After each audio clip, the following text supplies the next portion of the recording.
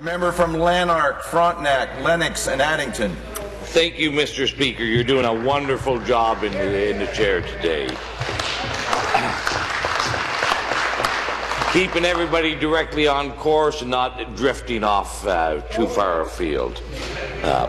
Listen, Mr. Speaker, it's my pleasure to speak on the Family Caregiver Act as the critic for Labour for the PC party.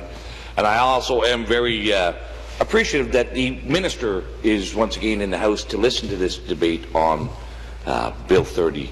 And I will start with this because it's from the Minister's own comments in the House this morning.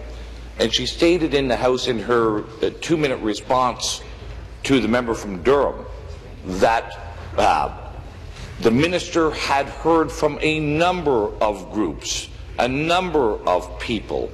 The HR professionals was one of the groups that she mentioned that they had heard from.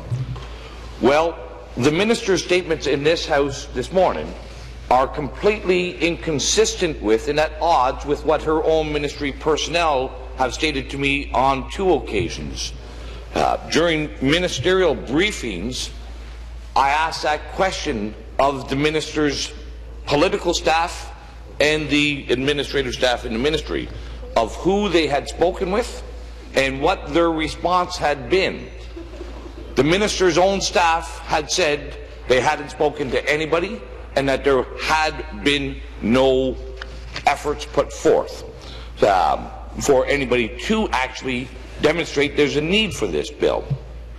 So maybe some point today the Speaker could rise and clarify the inconsistency between her words in the House and her staff's words to me in the ministerial briefings. And I think that's a real crux of this bill is where is the demonstrable need? Now, I've heard from the members of the third party, and I've heard from members of the government about how people are being denied the time off to care for their loved ones. I'll give you my own personal experience and observations of near 40 years in the workforce. I have never come across somebody who was denied time off for care of their loved ones. Never. Not once. It's never happened to me, either as a union electrician or a non-union electrician, as my time in retail. Never have I been denied time off. So now I hear the members from the third party said things about reprisals and stuff. I'm not sure, reprisals from employers for people who take time off to care for their loved ones. And I've not seen that. And, I guess maybe where I come from, it is a little bit more civil society than some of these other places. But once again, I've not experienced that, Speaker. The Minister's staff has not collected any data. And that's another great flaw in this bill. It doesn't provide any mechanism to actually collect data to see if people are indeed being denied any time off or having reprisals for taking time off for caring for their loved ones. I also think there's the unseen and the unintended consequences of this bill. At the present time,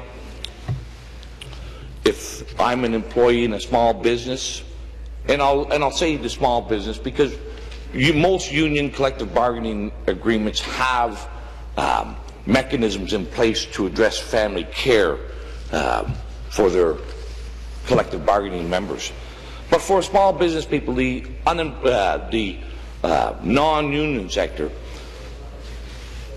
right now there is a mutual and natural check and balance in the arrangement. A good employee, an employer is not going to want to lose a good employee. They're going to want to keep that good employee. They're going to provide flexibility and latitude for that employee to take time off to care for a loved one. And the employee is also going to be flexible and have some latitude to ensure that the employer is not overly burdened by those actions as well. But under this Act, that natural check and balance, that natural incentive for mutual agreement is taken off the deck, taken off. The cards are no longer there. Now everybody will have up to 8 weeks of time off, and it really is, as the member from Durham mentioned, that it is so broad a spectrum. It is not even a sieve. It is just a big, empty net that anybody can be in there and qualify as part of the Family Caregiver Act to take time off for. Now that on its own may not be a significant problem, but if this government gets its way, and we know the ministry staff have told me quite clearly that they are pushing and advocating for the federal government to include time off for family caregiving as an insurable EI benefit. Now take a look at this. We have this big broad net. Brothers, sisters, mothers, cousins, second cousins, third cousins, next door neighbors. Anybody can be captured under that in this Act, and you'll be able to take up to 8 weeks, and if the government has their way, 8 weeks of paid unemployment time off. I think you could make a good, strong case for a defined family member, but not such an expansive group of people. And also it doesn't identify what the illness or the injury or the ailment has to be. Okay? If somebody is sick with a cold for 8 weeks, it would qualify under this bill. If somebody is feeling a little down in the dumps, they would qualify under this bill. We certainly must have in this bill a requirement that the injury or the illness is a significant impairment and prevents that person from indeed caring for themselves and requires assistance. But this bill, in my view, Speaker, is nothing but political posturing by the Liberal government. And it really, well, if you were here, Minister, you would have heard my arguments, but you were asleep at the switch once again.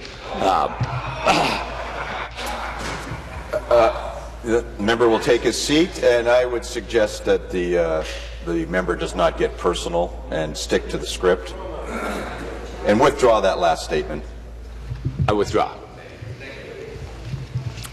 Anyway, Speaker, those are a few of the significant problems with this bill. Not just what is today, but what is going to come out of it tomorrow. If the government does indeed get their wish of employment and employment premiums or benefits out of this bill, it really must be tightened up.